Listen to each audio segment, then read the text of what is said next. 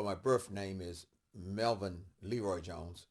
When I was working for Curtis Mayfield in Impressions back in 1969, we were at the Carter Barron Amphitheater in Washington, D.C., and Curtis was introducing the band, and he started off with the guitar player and said his name, the bass player, the drummer, and when he got to me, he had forgotten my first name, Melvin. Curtis was real fast thinking. He said, and on organ, he had a high voice. He said, and on organ we have Deacon Jones. And the audience just erupted with applaud and laughter, and it stuck. I was playing trumpet, classical trumpet, back in Richmond, Indiana. But when I came to Chicago, my brother's roommates was Herbie Hancock, piano. And I started falling really in love with the keyboard there. And then the next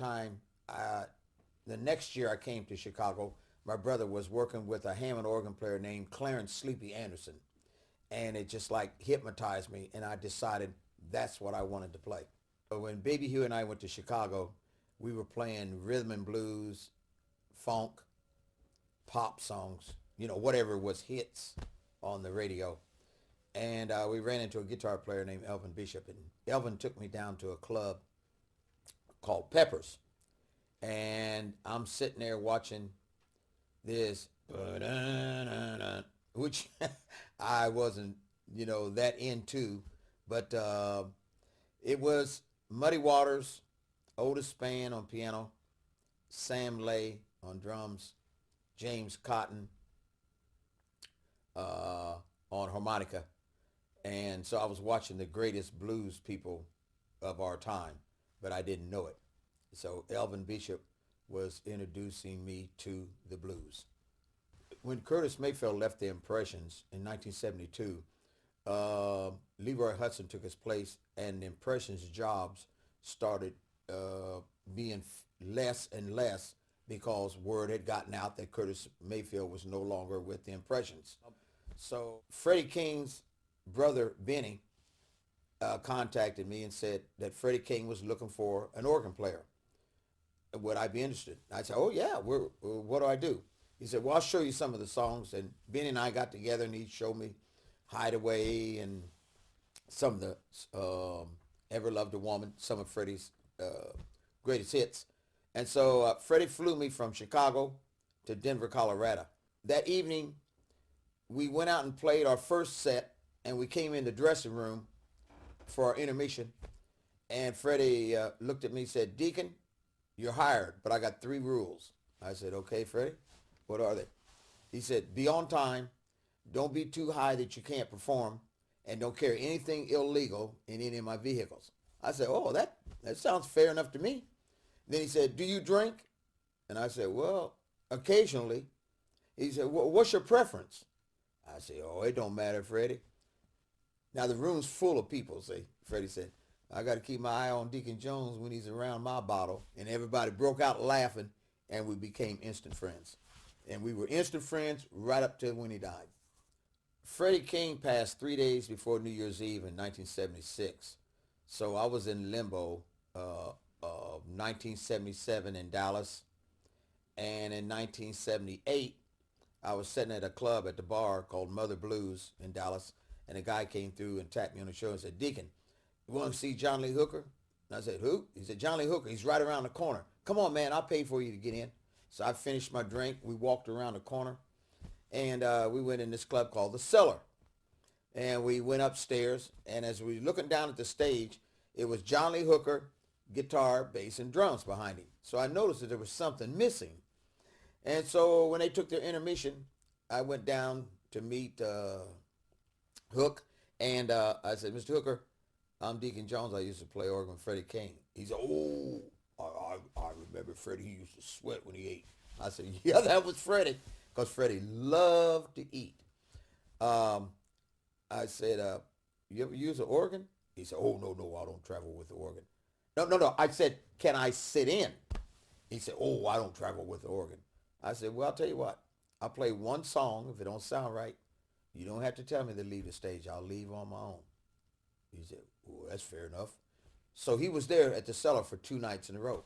So the second night, when they got there, I had my Hammond set on the stage over to the side, and they kicked off. And see, I already knew how to back up a singer behind working with the impressions, and I already knew blues by working with Freddie. So after we played the whole first set, we go in the dressing room, and Hook looks at me and he says, "Young man, can you travel?" I said, "My bags is in the car." He said, "There's two reasons I'm hiring you."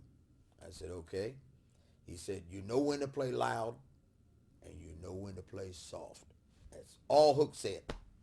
See, singers don't want you behind them going dun, dun, dun, dun, dun, and trying to let everybody know that you're on the stage, taking solos and playing loud while a singer's trying to sing. No. You are the background, and that's how you're supposed to sound, like the background. And that's how I got my job with Hook. The valuable lesson that I learned from John Lee Hooker was give in, give out, but never give up. Now, Willie Dixon said that to me one time, that statement, give in, give out, but never give up.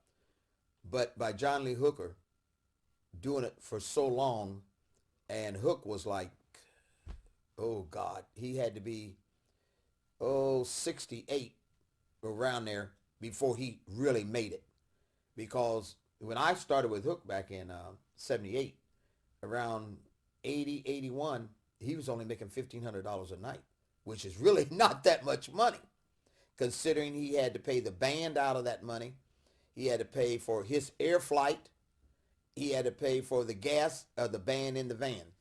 But when I first started with Hook, we was making $50 a man a night, and we paid for our own rooms and food. So basically what Hook paid for was the gasoline in the van, and everything else we were on our own, and there was no per diem. Hook went and got a union book one time.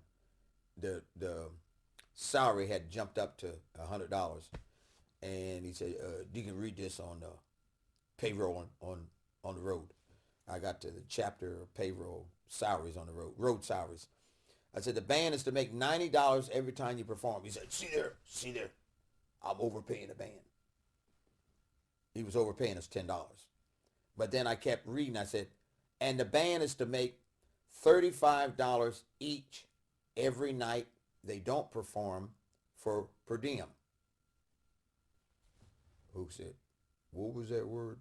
I said, "Per diem, Hook." "What's that mean, Deacon?" I said, "Well, Hook, per diem means like, food." Hook said, "They got to eat anyway." He said, "Give me that book." I had it in the book, in the garbage can. You never saw that. So that was funny. They got to eat anyway. That was the first time Hook ever heard the word per diem in 1982.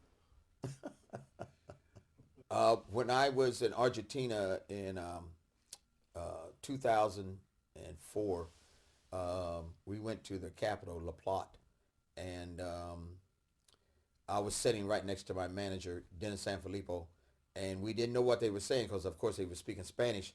And all of a sudden, everybody stood up, started applauding, and they walked up and handed me this award.